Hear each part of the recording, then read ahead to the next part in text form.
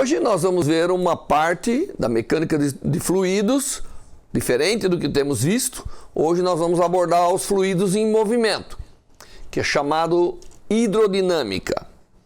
E quando a gente lida com fluidos em movimento, obviamente, nós temos que lidar com outras grandezas além daquela que nós estávamos lidando quando o fluido é estático. Quando o fluido é estático, praticamente pressão e geometria são essenciais e suficientes para a gente poder determinar a situação e resolver o problema.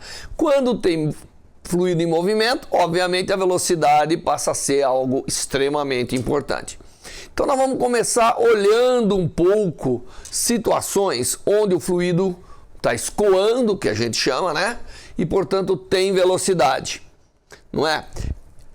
Nós vamos definir algumas grandezas que são úteis na mecânica dos fluidos, na hidrodinâmica. Uma delas é o seguinte: suponha que você tem aqui um tubo. Esse tubo pode inclusive ser imaginário, né? No interior de um fluido. Existe aqui uma certa área e eu tenho fluido, de alguma maneira, escoando aqui com uma certa velocidade nessa região. Tá? Então, ele está passando. Se eu olhar quanto de massa passa nessa superfície por unidade de tempo, por unidade de área, isso aqui, né, chama-se fluxo. Então, o fluxo é quanto de fluxo de massa, né? Fluxo mássico. Tá ok? Então, esse fluxo é quanto de massa passa por unidade de tempo, por unidade de área. Tá certo? E, obviamente, isso aqui pode ser convertido em velocidade, porque tem tempo, portanto, isso aqui tem distância, nós podemos começar a associar com grandeza velocidade. Por exemplo, em ΔT, tendo VT, se eu perguntar qual é o fluido que vai passar aqui, você já diria que o fluido que vai passar é o fluido que está a uma distância V ΔT da superfície. Então, toda essa região aqui vai passar por essa área A que eu determinei, tá certo? E, portanto, em ΔT. E, portanto, o ΔM que vai passar pode ser determinado, porque ele é exatamente o ρ, que é a densidade, vezes o volume, que é a área, vezes o comprimento, que é V ΔT. Então, esse fluxo, quanto que passa de massa por unidade de tempo, por unidade de área, pode ser escrito da seguinte maneira. Ele pode ser escrito como ρ A V ΔT dividido por A ΔT. Isso cancela, então eu tenho ρ vezes V. Isso é esse fluxo que passa por unidade de tempo. Às vezes também, isso aqui nós chamamos de vazão mássica. Tá certo? Ela pode ser volumétrica ou mássica. Então, multiplicando a densidade pela velocidade, eu acabo tendo quanto de matéria, quanto de fluido, em termos de massa, está passando numa unidade de área por unidade de tempo. Isso é extremamente interessante, ter esse conceito. Por que ele é interessante? Porque imagine que durante, né, o movimento do fluido, ele esteja circulando por um sistema que tenha dimensões diferentes. Imagine aqui numa posição que eu vou chamar de 1. Ele tem aqui a tubulação, ou tem uma área A1. E aqui numa posição 2, ele tem uma área que nós vamos chamar de A2. Aqui ele tem uma velocidade que eu vou chamar V1. Aqui ele tem uma velocidade que eu vou chamar V2. E o que acontece? Acontece que nós vimos que a quantidade de massa que passa aqui, como nós estamos lidando com fluido que não é compressível, Tá certo? Então a quantidade de massa que passa aqui tem que passar aqui. Então não tem como, por unidade de tempo, se eu fixar um certo ΔT, não tem como a quantidade de massa que passa aqui em ΔT ser diferente da que passa aqui em ΔT. Tá certo? Então isso cria para a gente uma relação interessante, porque nós vimos que a quantidade de massa que passa aqui era igual a ρ vezes V1 ΔT, quantidade de massa que passa em ΔT, vezes A1. Tá certo? Essa é a quantidade de massa que passa aqui em ΔT. Mas eu disse para vocês que a mesma quantidade de massa, se você injetar aqui, tem que sair aqui. Portanto, o mesmo ΔM tem que ser igual ao ρ. Estou imaginando o mesmo fluido não compressível, portanto, ele mantém a densidade. Vezes V2, vezes ΔT, vezes A2. Como isso aqui tem que ser igual, né? Isso tem que ser igual a isso. Então o ρ vai cancelar, o ΔT vai cancelar, e você vai obter uma equação que diz que V1A1 é igual a V2A2. Ou seja, diminuindo a área, aumenta a velocidade. Tá certo? Porque o produto tem que ser constante. Esse produto, velocidade vezes área, ele dá para a gente a quantidade de volume do fluido que é transportado. Portanto, isso chama-se vazão volumétrica. E ela é conservada durante o escoamento de um fluido. E essa equação, ela às vezes recebe o nome carinhoso de equação da continuidade. Por quê? Porque a massa tem que continuamente fluir. A mesma quantidade de massa tem que fluir de um lado ao outro. Então, essa grandeza, velocidade vezes área, que é chamada de vazão volumétrica, a outra é o fluxo, que era a quantidade de massa por unidade de área por unidade de tempo. Aqui nós temos a vazão, que é simplesmente o volume de fluido que está passando por esse ponto por unidade de tempo. Muito bem. Então, visto esses conceitos que são importantes, esse conceito principalmente da continuidade, da conservação de massa que está fluindo ao longo da tubulação, que vocês já entenderam o porquê disso, porque a massa que entra aqui tem que sair aqui, nós podemos evoluir no conceito e utilizar equivalente ao que nós usamos na dinâmica dos corpos, das massas, um equivalente aqui para determinar uma equação que é uma equação mestra do escoamento dos fluidos incompressíveis ou não, né? Que é a chamada equação de Bernoulli. Muito bem, então nós vamos agora introduzir o conceito de se tem velocidade e tem massa sendo transportada, é porque tem energia cinética.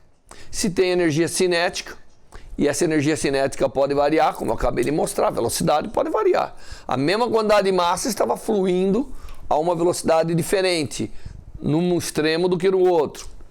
Então, tem que ter trabalho, tá certo? Tem que ter trabalho sendo feito. E quem que é que realiza trabalho sobre o fluido?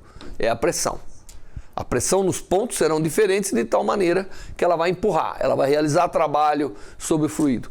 E é isso que eu quero considerar agora. Eu quero considerar uma situação que nós vamos imaginar uma situação de um fluido que é capaz de fluir numa tubulação que tem diferentes dimensões, diferentes características. Isso aqui tem que ser um tubo verdadeiro? Não, na verdade os fluidos eles podem escoar e a direção da velocidade em cada ponto é chamada linha de fluxo, e essas linhas de fluxo podem determinar também tubos, né? Ou dimensões ou condições de contorno, ou volume de contorno, como eu disse no início quando eu falei de fluidos, que podem ser trabalhados e para você determinar as propriedades do fluido. Nós vamos ter aqui um fluido que está escoando no espaço, tá certo? E, obviamente, pontos do espaço terão diferentes características. Nós vamos ter a gravidade, porque nós vamos trabalhar em situação que normalmente exige gravidade. E, portanto, não só a massa tem energia cinética, como ela tem também energia potencial. Isso tem que ser levado em conta na conta que eu vou fazer agora. E o que eu vou imaginar aqui? Eu vou imaginar o seguinte, eu vou imaginar que nessa parte aqui, nós tenhamos a média do fluido aqui a uma altura de uma referência que eu vou chamar de H1. Aqui em cima eu vou imaginar que existe uma altura da referência que eu vou chamar de H2. E eu vou pegar aqui uma porção, vou pegar aqui uma pequena interface, que é o meu ponto que eu vou chamar de ponto 1, onde eu tenho uma área de secção A1. Aqui em cima eu vou pegar uma área, um ponto que eu vou chamar de 2, onde eu tenho uma área de secção A2. O meu fluido aqui está fluindo com velocidade V2, aqui ele está fluindo com velocidade V1, tá certo? Então é uma situação tranquila até o momento. E o que eu vou imaginar é a quantidade de massa transferida nesse fluxo, transferida nesse escoamento, num tempo ΔT. Então vamos olhar um tempo ΔT. Se eu olhar um tempo ΔT, qual é a quantidade de massa que é transferida através dessa primeira interface? Bom, eu já havia mostrado para vocês, né? Aqui nós temos um ΔM que vai ser transmitido, tá certo? E esse ΔM, ele vai fluir, né, durante esse intervalo de tempo ΔT. A massa que vai ser transferida é a massa, deixa eu mudar de cor, é a massa que está a uma distância de fluido, que eu vou chamar de ΔL1, que é igual a V1 ΔT. Se o fluido está escoando com V1, todo mundo que estiver nessa distância V1 ΔT vai passar por essa área. Mesma coisa aqui, não é? Aqui eu vou ter um ΔL2, que é igual a V2 ΔT. Nesse ΔT, a distância que essa massa vai ser transferida, aqui corresponde à massa sendo transferida lá, com a velocidade V2. Tudo bem? É a mesma massa, porque o fluido é incompressível. Só que vai ter velocidades diferentes e tudo isso. No lado de cá, na parte 1, eu certamente tenho uma força F1 que está fazendo, eu vou botar essa velocidade, eu vou botar aqui uma força F1, né, e vou deixar a velocidade só do lado de cá, não faz diferença, né? V1 aqui só para... Então aqui, olha, eu tenho uma força F1 que está, de alguma maneira, promovendo, forçando o deslocamento do fluido. E lá na outra interface, eu tenho uma força F2 que está resistindo. Então, eu estou forçando e aquela resiste, né? Por isso que eu tenho que forçar. E essas duas forças em conjunto, que obviamente estão relacionadas com as pressões locais, nós sabemos que F2 dividido por A2 é P2, é a pressão nesse ponto. E nós sabemos que F1 dividido por A1 é P1, é a pressão nesse ponto, tá certo? O trabalho realizado por essas forças, obviamente, é F1 vezes ΔL1 menos F2 vezes ΔL2. Esse é o trabalho realizado por esse conjunto de força. Se o trabalho for zero, não tem como essa porção de fluido mudar de velocidade ou ganhar energia potencial, porque tem as alturas aqui também, né? Muito bem, esse é o trabalho realizado pela força 1 e 2, que obviamente são manifestações das pressões em cada ponto aqui do fluido. Então, eu posso pegar esse trabalho agora, tá, e reescrever da seguinte maneira. Eu vou usar aqui do lado, tá certo? Para poder reescrever. Então, o trabalho da W, que está aqui, é igual a... obviamente, no lugar do F1 eu posso colocar P1A1. E no lugar do delta L1 eu posso colocar V1 delta T. Menos P2A2 V2 delta T. Então, nós calculamos aqui o trabalho, esse aqui é o trabalho necessário para que esse fluido escoa durante um tempo delta T, que haja essa porção de massa do fluido escoando de um lado para outro. Tá certo? Então nós calculamos o trabalho até agora e convertemos as forças que nós imaginamos nas pressões em cada ponto. Então nesse ponto aqui tem uma pressão P2 e nesse ponto aqui tem uma pressão P1. Então, na verdade, o fluido, nós voltamos à linguagem de trabalhar com as pressões, não as forças. Muito bem. Agora, o que eu vou fazer é lembrar que A1, V1, delta T, nada mais é do que o volume total deslocado. Então, A1, V1, delta T é igual ao volume deslocado. E o volume nada mais é do que a massa transportada dividido pela densidade, não é? É o oposto, né? Porque se eu passar para cá, densidade é massa sobre volume. Portanto, volume, que é essa dimensão vezes a área, é quanto de volume eu vou deslocar. Isso representa uma massa deslocada e aqui está a relação entre elas. Só que a massa deslocada na região 1 é igual à massa deslocada na região 2. Portanto, tanto A1V1 delta T quanto A2V2 delta T é o mesmo delta M dividido por ρ.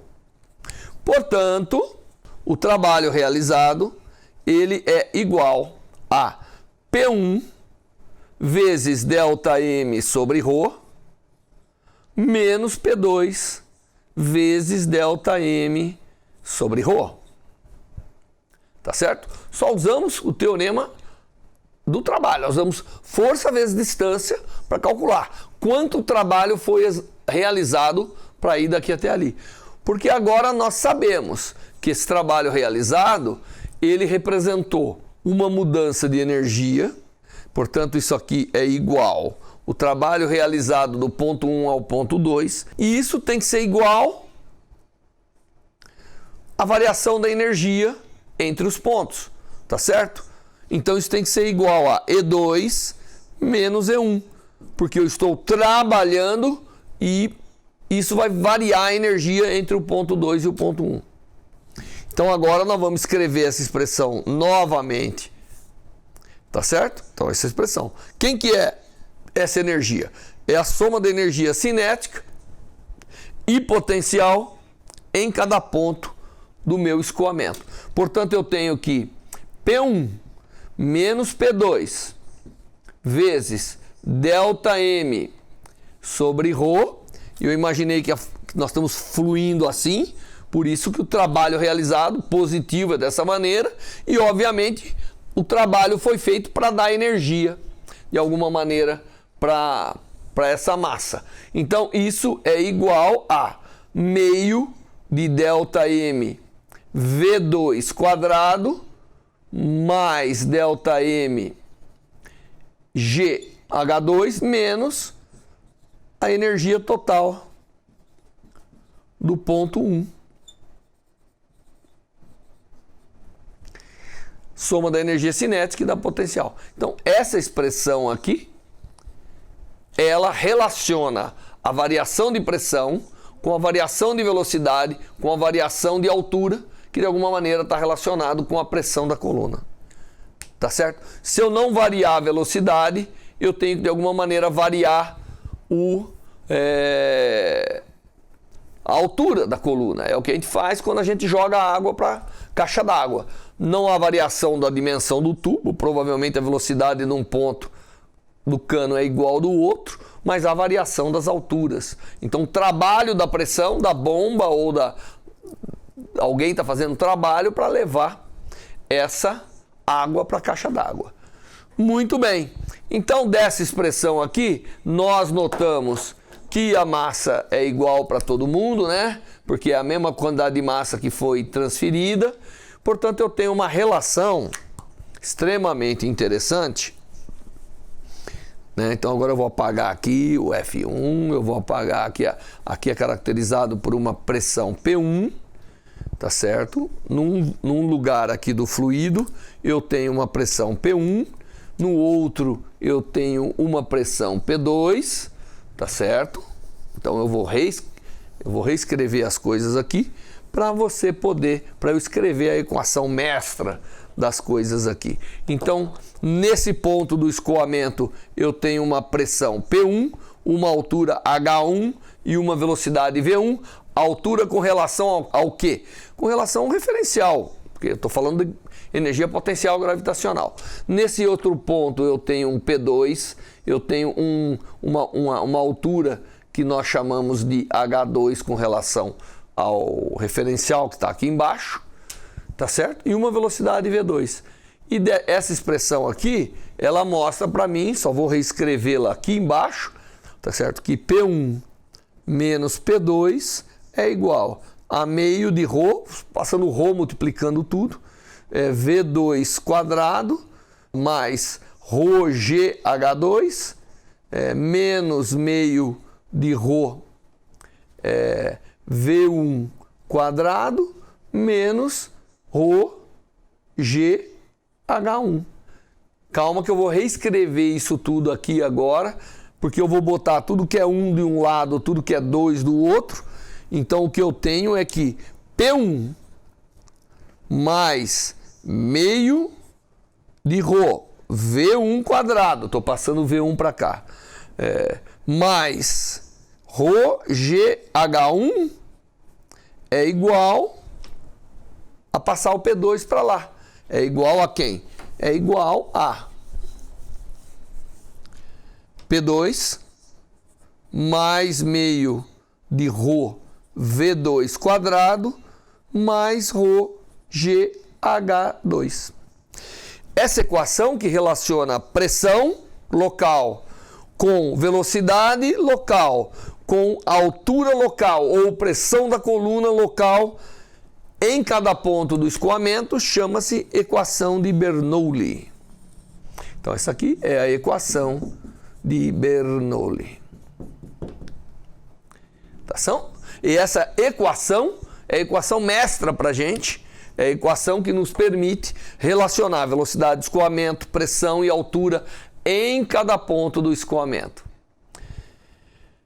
Com essa equação, nós temos que ser capazes de resolver os problemas de hidrodinâmica das várias naturezas, desde que aqui, como nós consideramos, ρ é constante. Então, vamos trabalhar com fluidos que estão fluindo a velocidade, com densidade constante. P1 é a nossa famosa pressão hidrostática de cada ponto. Meio de ρ V1 quadrado tem dimensão de pressão também. Essa parte aqui chama-se pressão dinâmica. Então isso aqui é a nossa famosa pressão hidrostática. Essa aqui é a pressão dinâmica. E essa é a pressão de coluna. Então o que a equação diz é que a soma da pressão dinâmica e da pressão de coluna em cada ponto do fluido é uma constante. Então, porque os dois pontos são dois pontos genéricos, pode ser qualquer dois pontos. Então, basta você dizer que a soma da pressão mais meio de ρ V quadrado mais ρgH em cada ponto é uma constante. Essa é a equação mestra da hidrodinâmica. Bom, eu sei, gastamos um certo tempo deduzindo essa equação. E na próxima aula vamos fazer uma sequência de exemplos aplicando essa equação para entendermos um pouco mais a nossa hidrodinâmica. Até lá!